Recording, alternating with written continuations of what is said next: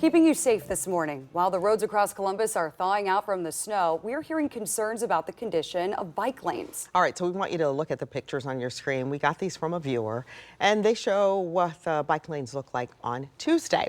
Well, 10 TV transportation reporter Amy Steigerwald is joining us from downtown. Amy, we can imagine things look a bit better now, even though it's dark.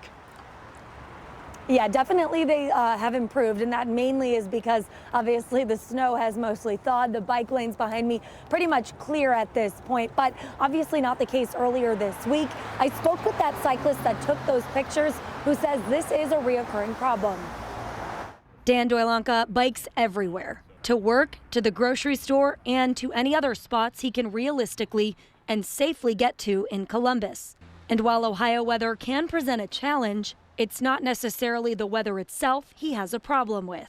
Honestly, I bike when it's raining, I bike when it's snowing. I'm pretty brave, I put on the whole gear and everything. Over the past 2 years in particular, Doylanka says he's encountered issues with Columbus bike lanes not being plowed. He says he understands traffic lanes are the top priority, but there are times where days go by and the bike lanes are still covered in ice and snow. He has filed multiple complaints to 311 and has reached out to city leaders about the problem, but says he hasn't seen results. The snow in the bike lane is the one thing where I feel like I'm really risking myself falling in front of cars that aren't necessarily doing anything wrong, but if I hit a big patch of ice or something and I'm going 10, 20 miles per hour or even less than that, that's where I really start to worry. So what are the policies regarding plowing bike lanes? City leaders tell me priority 1 and priority 2 collector streets take the top spot, since they see the most traffic.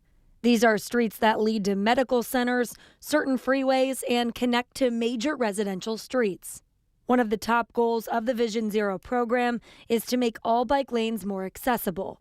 And while strides have been made, the city is also looking at other equipment options like this to add to the Snow Warriors fleet within the coming years. Now, the city didn't give an exact timeline for when that equipment, which they already have a couple options that they're working with right now, but plan to add to it. It's unclear when exactly that will officially go into place. Reporting live in Columbus, Amy Steigerwald for 10 TV News.